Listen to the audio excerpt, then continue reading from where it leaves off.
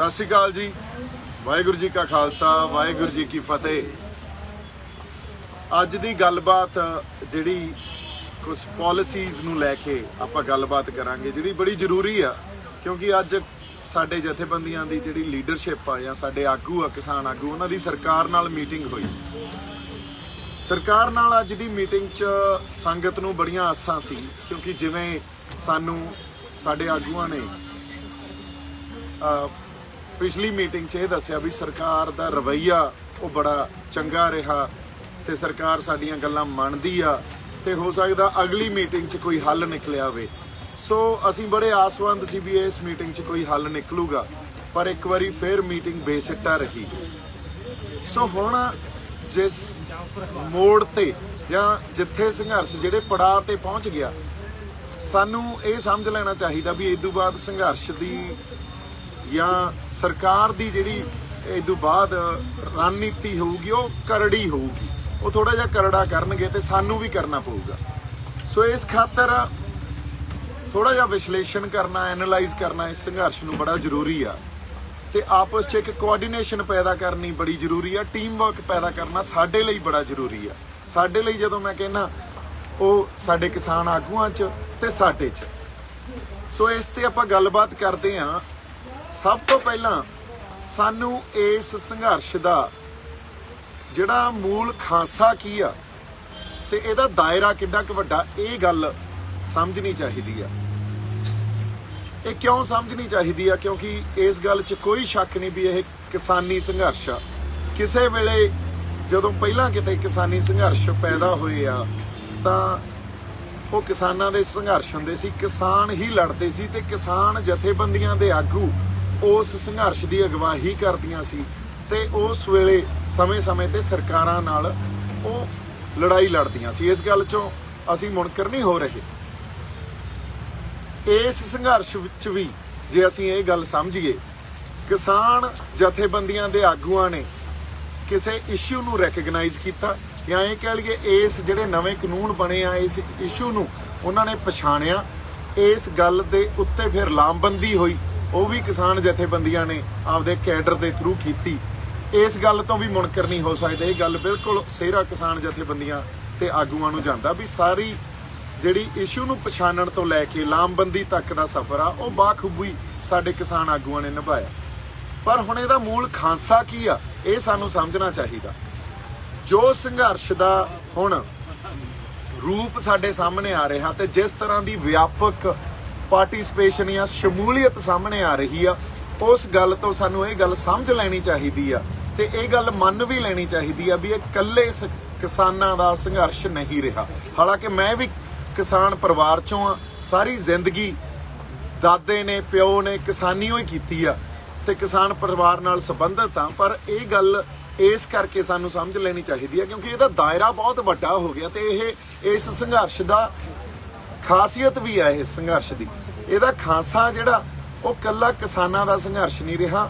हुण ये जिहड़ा संघर्ष आ इहदे च जिहड़ी व्यापक शमूलीयत आ वो बहुत होर वर्गां दी भी हो रही है। तुसीं देखो साडे चाहे निहंग सिंह फौजां बैठियां, साडे जिहड़े बुद्धिजीवी आ वो आ रहे आ, साडे इत्थे जिहड़े पुलिस अफसर आ वो आपदियां नौकरियां छड्ड के आ रहे आ, साडे जिहड़े टीचर्स आ या जिहड़े प्रोफैसरस आ वो आ रहे आ। सो किस तरह दी मेरा जिहड़ा एक किੱਤਾ सी कलाकार या कला नाल संबंध खेतर चों असीं आ गए, क्योंकि ये गल असीं पहले दिन तो समझ ली ते ये गल हमेशा पहले दिन तो शंभू मोर्चे राहीं असीं रखी भी ये लड़ाई कल्ली आर्थिक लड़ाई नहीं आ, कल्ली MSP की लड़ाई नहीं आ, गल साडी होंद दी आ।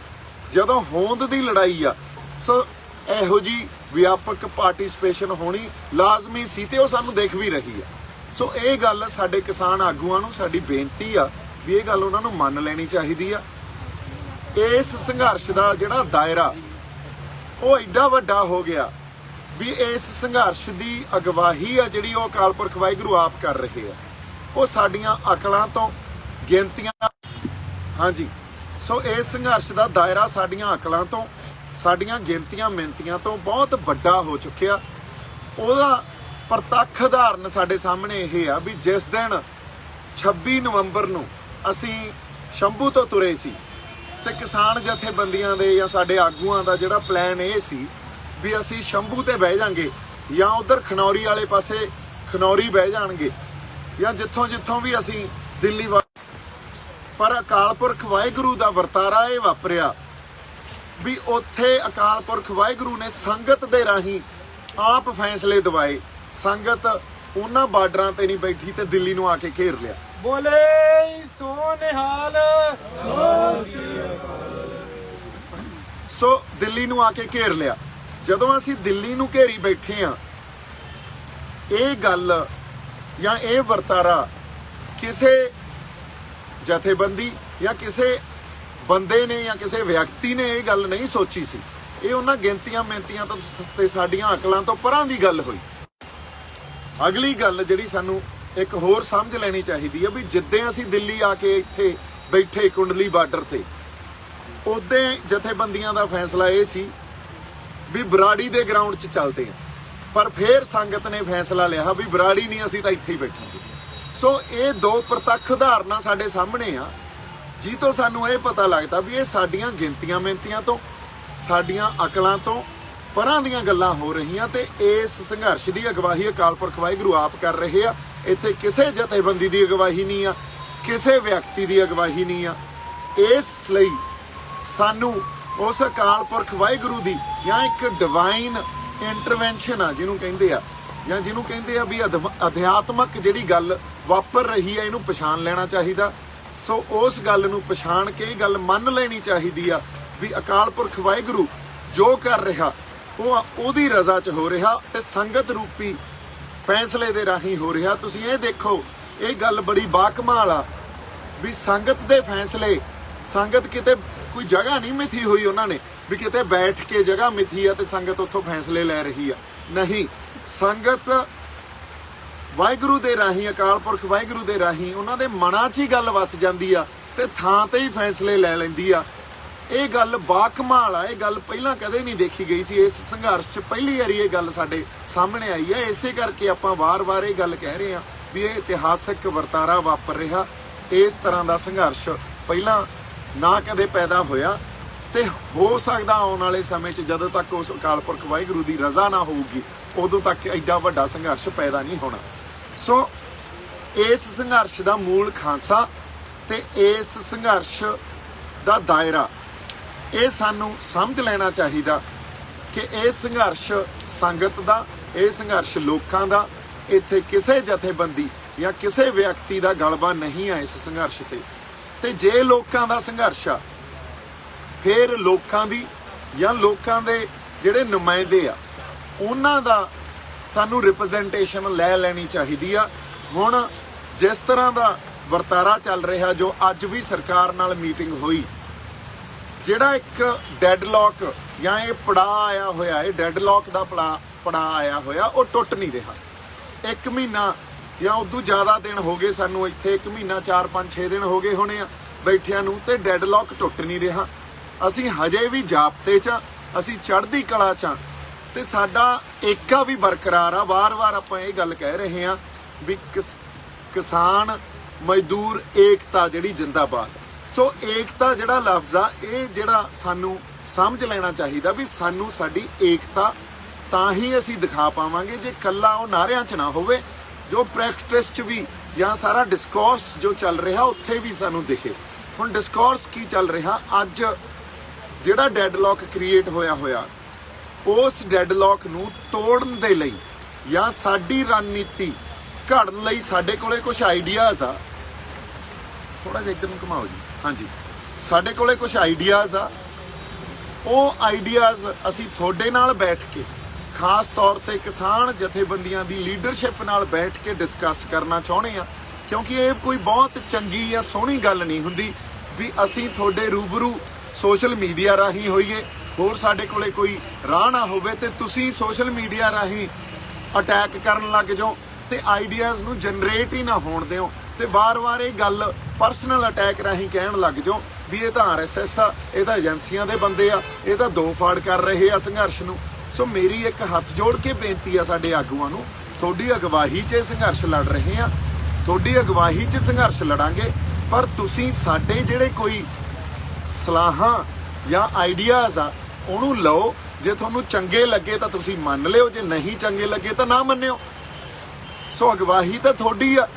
ਸੋ ਇਸ ਲਈ ਅਗਲੀ ਗੱਲ ਜਿਹੜੀ ਮੈਂ ਕਰਨੀ ਚਾਹੁੰਦਾ ਸੀ ਵੀ ਸਟੇਜ ਤੋਂ ਬੋਲਣ ਵਾਸਤੇ ਮੈਂ ਜਾਂ ਸਾਡਾ ਕੋਈ ਵੀ ਬੰਦਾ ਇੱਥੇ ਨਹੀਂ ਆਇਆ। ਅਸੀਂ ਸਟੇਜਾਂ ਤੋਂ ਬੋਲਣ ਨਹੀਂ ਆਏ। ਤੁਸੀਂ ਜੇ ਕਹਿ ਰਹੇ ਹੋ ਵੀ ਸਟੇਜਾਂ ਤੋਂ ਤੁਸੀਂ ਨੇੜੇ ਤੇੜੇ ਵੀ ਨਾ ਆਇਓ, ਨਾ ਬੋਲਿਓ, ਸਿਰ ਮੱਥੇ, ਹਜੇ ਵੀ ਸਿਰ ਮੱਥੇ।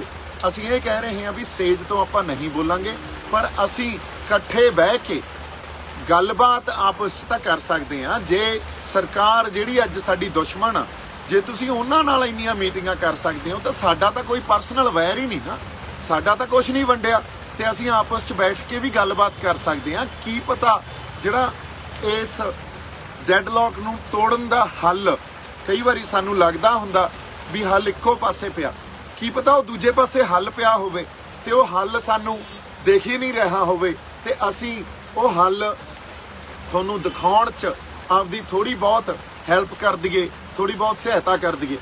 ਸੋ ਇਸ ਖਾਤਰ ਮੇਰੀ ਤੁਹਾਨੂੰ ਜਿਹੜੀ ਬੇਨਤੀ ਆ ਹੱਥ ਜੋੜ ਕੇ ਵੀ ਇੱਕ ਤਾਂ ਸਾਨੂੰ ਕੋਆਰਡੀਨੇਸ਼ਨ ਆਪਸ 'ਚ ਬਣਾਉਣੀ ਚਾਹੀਦੀ ਆ। ਇਹ ਸਾਡੇ ਸੰਘਰਸ਼ ਲਈ ਵੀ ਜ਼ਰੂਰੀ ਆ। ਜੇ ਅਸੀਂ ਕੋਆਰਡੀਨੇਸ਼ਨ ਆਪਸ 'ਚ ਨਹੀਂ ਬਣਾ ਕੇ ਚੱਲਾਂਗੇ ਤਾਂ ਸਰਕਾਰਾਂ ਤਾਂ ਇਹ ਚਾਹੁੰਦੀਆਂ ਫਿਰ। ਔਰ ਜੇ ਕਿਤੇ ਜੇ ਸਾਡੇ ਵਖਰੇਵੇਂ ਵੀ ਸੀ, ਦੇਖੋ ਵਖਰੇਵੇਂ ਜਿਹੜੇ ਸੀ ਉਹ ਸਿਧਾਂਤਕ ਸੀ ਜਾਂ ਉਹ ਸੰਘਰਸ਼ ਦੇ ਪੈਂਤੜਿਆਂ ਨੂੰ, ਰਣਨੀਤੀ ਨੂੰ ਲੈ ਕੇ ਸੀ। ਵਖਰੇਵੇਂ ਕੋਈ ਪਰਸਨਲ ਵਖਰੇਵੇਂ ਥੋੜੀ ਆ ਆਪਣੇ। ਸੋ ਜੇ ਸਿਧਾਂਤਕ ਵਖਰੇਵਿਆਂ ਤੇ ਅਸੀਂ ਇੱਕ ਦੂਜੇ ਦੇ ਖਿਲਾਫ ਪੋਜੀਸ਼ਨ ਲੈ ਲਾਂਗੇ, ਇਹ ਤਾਂ ਪੋਲੀਟੀਕਲ ਪਾਰਟੀਆਂ ਕਰਦੀਆਂ ਹੁੰਦੀਆਂ ਵੀ ਜਿਹੜਾ ਸਾਡੇ ਖਿਲਾਫ ਸਿਧਾਂਤਕ ਤੌਰ ਤੇ ਪੋਜੀਸ਼ਨ ਲੈ ਜੇ ਉਹਨੂੰ ਤੁਸੀਂ ਹੁਣ ਪਰਸਨਲ ਅਟੈਕ ਕਰਨਾ ਸ਼ੁਰੂ ਕਰ ਦਿਓ। ਸੋ ਪਰਸਨਲ ਅਟੈਕ ਅੱਜ ਤੱਕ ਮੈਂ ਆਪਦੇ ਕਿਸੇ ਗੱਲ 'ਚ ਜਾਂ ਸਾਡੇ ਕਿਸੇ ਬੰਦੇ ਨੇ ਜਥੇਬੰਦੀਆਂ ਦੇ ਆਗੂਆਂ ਤੇ ਕੋਈ ਪਰਸਨਲ ਅਟੈਕ ਨਹੀਂ ਕੀਤਾ। ਹਮੇਸ਼ਾ ਹੀ ਇਹ ਗੱਲ ਲੈ ਕੇ ਗਏ ਆ ਵੀ ਜਥੇਬੰਦੀਆਂ ਦੇ ਆਗੂ ਸਤਿਕਾਰਯੋਗ ਆ। ਉਹਨਾਂ ਨੇ ਜਿਹੜੀਆਂ ਲੜਾਈਆਂ 40-50 ਸਾਲਾਂ 'ਚ ਲੜੀਆਂ, ਉਹ ਲੜਾਈਆਂ ਦੀ ਵੀ ਅਸੀਂ ਕਦਰ ਕਰਦੇ ਆ, ਉਸ ਲੜਾਈਆਂ ਨੂੰ ਵੀ ਅਸੀਂ ਮੰਨਦੇ ਆ। ਪਰ ਜਿਸ ਤਰ੍ਹਾਂ ਦਾ ਸੰਘਰਸ਼ ਹੁਣ ਇਹ ਪੈਦਾ ਹੋ ਗਿਆ ਜਾਂ ਜਿਸ ਤਰ੍ਹਾਂ ਦਾ ਵਰਤਾਰਾ ਚੱਲ ਰਿਹਾ, ਉੱਥੇ ਕਈ ਵਾਰੀ ਪੁਰਾਣੇ ਪੈਂਤੜੇ ਜਾਂ ਪੁਰਾਣੀਆਂ ਜਿਹੜੀਆਂ ਰਣਨੀਤੀਆਂ ਉਹ ਨਹੀਂ ਕੰਮ ਆਉਂਦੀਆਂ। ਸਾਨੂੰ ਨਵੇਂ ਪੈਂਤਰੇ ਤੇ ਨਵੀਂ ਰਣਨੀਤੀ ਘੜਨੀ ਪੈਂਦੀ ਆ, ਸਮੇਂ ਦੇ ਅਨੁਸਾਰ ਰਣਨੀਤੀ ਬਦਲਣੀ ਪੈਂਦੀ ਆ। ਇਸ ਖਾਤਰ ਮੇਰੀ ਬੇਨਤੀ ਆ ਵੀ ਅਸੀਂ ਆਪਸ 'ਚ ਕੋਆਰਡੀਨੇਸ਼ਨ ਬਣਾਈਏ। ਤੁਸੀਂ ਸਾਡੀ ਰਿਪਰੈਜ਼ੈਂਟੇਸ਼ਨ ਵੀ ਲਓ, ਅਸੀਂ ਤੁਹਾਨੂੰ ਸਲਾਹਾਂ ਦਈਏ, ਤੇ ਅਸੀਂ ਆਪਸ 'ਚ ਜਦੋਂ ਮਿਲ ਕੇ ਬੈਠਾਂਗੇ, ਮੈਂ ਇੱਕ ਵਾਰੀ ਫੇਰ ਕਹਿੰਦਾ, ਜੇ ਤੁਹਾਡੇ ਮੇਰੇ ਨਾਲ ਚਲੋ ਇੱਕ ਪਰਸਨਲ ਗੱਲ ਆਪਾਂ ਸ਼ੇਅਰ ਕਰ ਲੈਂਦੇ ਆ। ਤੀਜੇ ਚੌਥੇ ਦਿਨ ਸੰਘਰਸ਼ ਦੇ ਮੈਂ ਰਾਤ ਨੂੰ ਮੁੰਡਿਆਂ ਨੂੰ, ਸਾਡੇ ਯੂਥ ਨੂੰ ਮਿਲਦਾ, ਸਟੇਜ ਦੇ ਆਸ-ਪਾਸ ਫਿਰ ਰਿਹਾ ਸੀ, ਤਾਂ ਉੱਥੇ ਜਿਹੜੇ ਮਨਜੀਤ ਰਾਏ ਆ ਜਿਨ੍ਹਾਂ ਨੇ ਕਾਫੀ ਕੁਝ ਬੋਲਿਆ ਮੇਰੇ ਖਿਲਾਫ, ਕਾਫੀ ਕੁਝ ਬੋਲਿਆ ਜਾਂ ਹੋਰ ਵੀ ਬੜਾ ਕੁਝ ਬੋਲਿਆ ਸਾਰੇ ਬੰਦਿਆਂ ਦੇ ਖਿਲਾਫ, ਉਹਨਾਂ ਨੇ ਮੈਨੂੰ ਬੁਲਾ ਲਿਆ। 2-3 ਸਾਡੇ ਕਿਸਾਨ ਜਥੇਬੰਦੀਆਂ ਦੇ ਆਗੂ ਸੀਗੇ ਤੇ ਉਹ ਕਹਿੰਦੇ ਜੀ ਤੁਹਾਡੇ ਨਾਲ ਗੱਲ ਕਰਨੀ ਆ। ਮੈਂ ਕਿਹਾ ਪਲੀਜ਼ ਕਰੋ ਜੀ। ਕਹਿੰਦੇ ਆਪਾਂ ਮਿਲ ਕੇ ਬੈਠਾਂਗੇ ਤੇ ਆਪਾਂ ਗੱਲਬਾਤ ਕਰਾਂਗੇ, ਪਰ ਸਾਡਾ ਗੁੱਸਾ ਇਹ ਆ ਵੀ ਤੁਸੀਂ ਸਾਨੂੰ ਜਿਹੜੀਆਂ ਗੱਲਾਂ ਕਹੀਆਂ ਵੀ ਪ੍ਰੀਤੀ ਭੋਜ ਕਰਕੇ ਆਉਣੇ ਹੋ ਅਸੀਂ ਸਰਕਾਰ ਨਾਲ, ਤੁਸੀਂ ਇਹ ਗੱਲ ਕਹੀ ਤੇ ਇਹ ਸਾਡੇ ਦਿਲਾਂ ਨੂੰ ਲੱਗ ਗਈ। ਮੈਂ ਉਹਨਾਂ ਨੂੰ ਕਿਹਾ ਜੀ ਇਹ ਗੱਲ ਜਿਹੜੀ ਸੀ ਨਾ, ਇਹ ਸਿੰਬੋਲਿਕ ਗੱਲ ਸੀ। ਪ੍ਰੀਤੀ ਭੋਜ ਕਈ ਵਾਰੀ ਜਦੋਂ ਅਸੀਂ ਸੰਘਰਸ਼ ਜਾਂ ਲੜਾਈ ਲੜਦੇ ਆ ਉਦੋਂ ਸਿੰਬੋਲਿਕ ਗੱਲਾਂ ਦਾ ਵੀ ਧਿਆਨ ਰੱਖਣਾ ਪੈਂਦਾ ਹੁੰਦਾ। ਇਹ ਸਿੰਬੋਲਿਕ ਗੱਲ ਸੀ, ਉਹਨਾਂ ਪੈਂਤੜਿਆਂ ਦਾ ਵੀ ਧਿਆਨ ਰੱਖਣਾ ਪੈਂਦਾ ਹੁੰਦਾ। ਪਰ ਜੇ ਤੁਹਾਡਾ ਦਿਲ ਦੁਖਿਆ ਮੇਰੀ ਕਿਸੇ ਗੱਲ ਤੋਂ, ਤਾਂ ਮੈਂ ਸਾਰੇ ਜਥੇਬੰਦੀਆਂ ਦੇ ਆਗੂਆਂ ਤੋਂ ਮਾਫੀ ਮੰਗਦਾ। ਇਸ ਗੱਲ 'ਚ ਆਪਾਂ ਕੋਈ ਹੰਕਾਰ ਜਾਂ ਇਨਸਿਕਿਉਰਿਟੀ ਲੈ ਕੇ ਥੋੜੀ ਚੱਲ ਰਹੇ ਆ। ਸੋ ਕੋਈ ਸਿੱਖ ਜਾਂ ਗੁਰੂ ਨਾਨਕ ਸਾਹਿਬ ਤੋਂ ਜਿਹੜਾ ਜਜ਼ਬਾ ਲੈ ਕੇ ਆਪਾਂ ਤੁਰੇ ਆ, ਉੱਥੇ ਕੋਈ ਹੰਕਾਰ ਤੇ ਇਨਸਿਕਿਉਰਿਟੀ ਨਹੀਂ ਆ, ਕੋਈ ਈਗੋ ਨਹੀਂ ਆ, ਤੇ ਅਸੀਂ ਮਾਫੀ ਮੰਗਦੇ ਆ ਜੇ ਤੁਹਾਡਾ ਦਿਲ ਦਿਖਾਇਆ ਤਾਂ। ਉਹ ਕਹਿੰਦੇ ਠੀਕ ਆ, ਕੋਈ ਗੱਲ ਨਹੀਂ, ਫਿਰ ਅਸੀਂ ਦੱਸਾਂਗੇ। ਉਸ ਤੋਂ ਬਾਅਦ ਮੇਰੇ ਨਾਲ ਕੋਈ ਰਾਬਤਾ ਨਹੀਂ ਬਣਾਇਆ। ਦੂਜੇ ਤੀਜੇ ਦਿਨ ਇਨਫੈਕਟ ਮਤਾ ਪਾਤਾ ਵੀ ਦੀਪ ਸਿੱਧੂ ਨੂੰ ਸਟੇਜ ਦੇ ਆਸ-ਪਾਸ ਵੀ ਅਸੀਂ ਫਟਕਣ ਨਹੀਂ ਦੇਵਾਂਗੇ। ਮੈਂ ਕਿਹਾ ਇਹ ਵੀ ਸਿਰ ਮੱਥੇ ਜੀ। ਸੋ ਗੱਲ ਇਹ ਆ ਵੀ ਸਾਨੂੰ ਹੁਣ ਕਿਸੇ ਤਰ੍ਹਾਂ ਦਾ ਹੰਕਾਰ, ਕਿਸੇ ਤਰ੍ਹਾਂ ਦੀ ਇਨਸਿਕਿਉਰਿਟੀ ਨਹੀਂ ਹੋਣੀ ਚਾਹੀਦੀ। ਹੰਕਾਰ ਸਾਨੂੰ ਆਪਦੀਆਂ ਪੋਜੀਸ਼ਨਾਂ ਦਾ ਹੁੰਦਾ। ਜਦੋਂ ਅਸੀਂ ਇਹ ਗੱਲ ਮੰਨ ਲਈਏ ਵੀ ਅਕਾਲ ਪੁਰਖ ਵਾਹਿਗੁਰੂ ਨੇ ਇਹ ਜਿਹੜਾ ਵਰਤਾਰਾ ਸਾਰਾ ਅਕਾਲ ਪੁਰਖ ਵਾਹਿਗੁਰੂ ਦੀ ਅਗਵਾਈ 'ਚ ਵਾਪਰ ਰਿਹਾ, ਤਾਂ ਫਿਰ ਸਾਨੂੰ ਕਿਸੇ ਤਰ੍ਹਾਂ ਦਾ ਹੰਕਾਰ ਨਹੀਂ ਆ।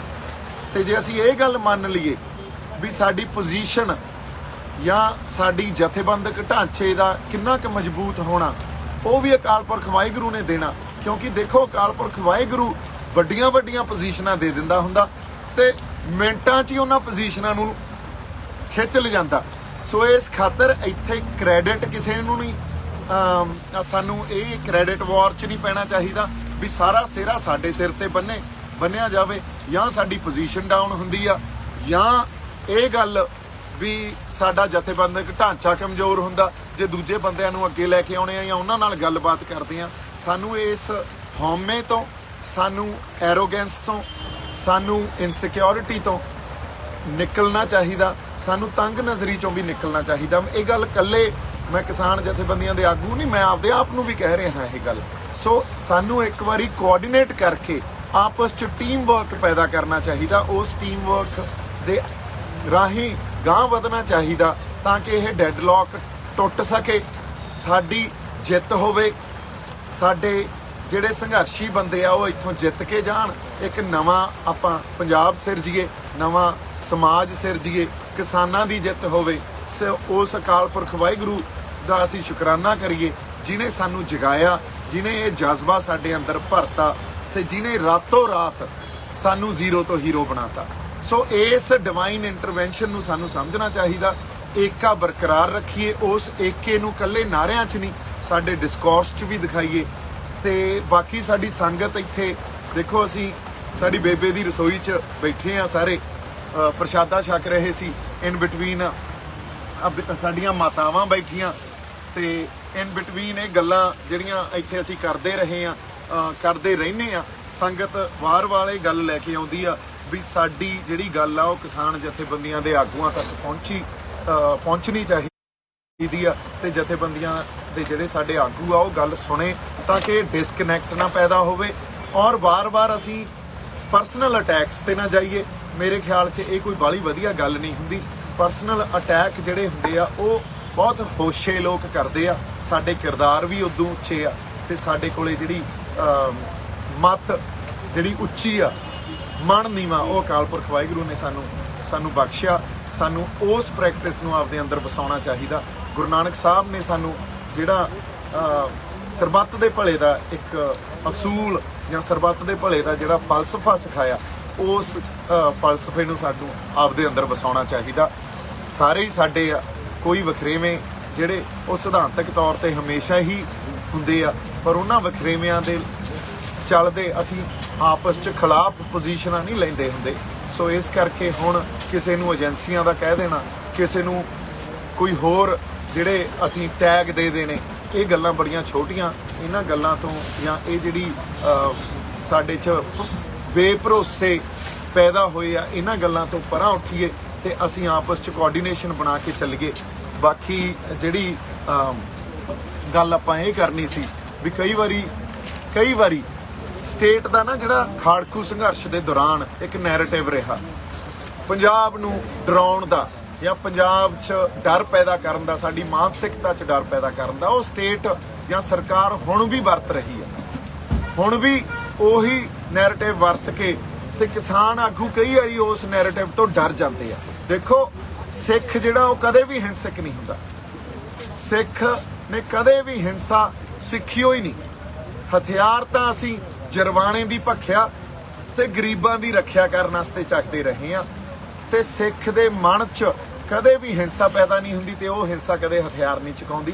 ਸੋ ਇਸ ਕਰਕੇ ਉਸ ਮਾਨਸਿਕਤਾ ਤੋਂ, ਉਸ ਡਰ ਤੋਂ ਕਿਸਾਨ ਜਥੇਬੰਦੀਆਂ ਦੇ ਆਗੂਆਂ ਨੂੰ ਬੇਨਤੀ ਆ ਵੀ ਪਲੀਜ਼ ਉਸ ਡਰ ਤੋਂ ਪਰਾਂ ਹੋ।